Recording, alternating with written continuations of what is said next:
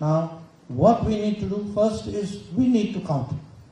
Because, I know there are people who said, oh, we had a very smart strategy of turning the other cheek.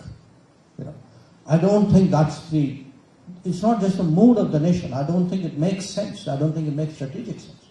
If somebody, is practicing cross-border terrorism, you must respond, you must, extract, impose a cost out there. So the first part is how do we ourselves develop the capacities, the mindset, the willpower, etc. to do that. And you can see the change in the last decade out there. The second is actually to delegitimize it. That the rest of the world should not think, because what had happened, because other, countries had an interest, they made it out as though, there was partition of India, then after that these two guys kept quarreling. Okay, today terrorism is also part of the post-partition debates.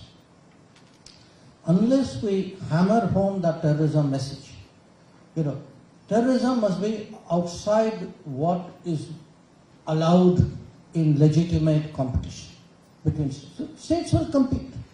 But some things, at the end of the day, the global order means there are rules of the game. And when somebody clearly violates rules of the game, it cannot be you are violating, it's okay, but I'm violating, it's not okay. Rules are rules.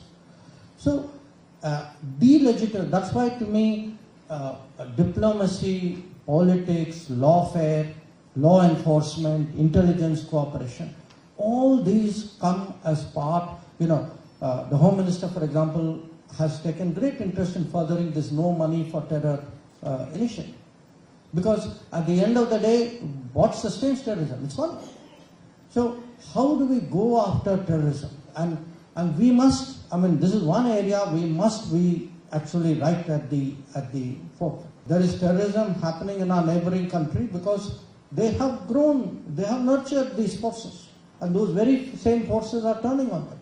So just like when we were speaking about, development, you can be an exemplar of good development.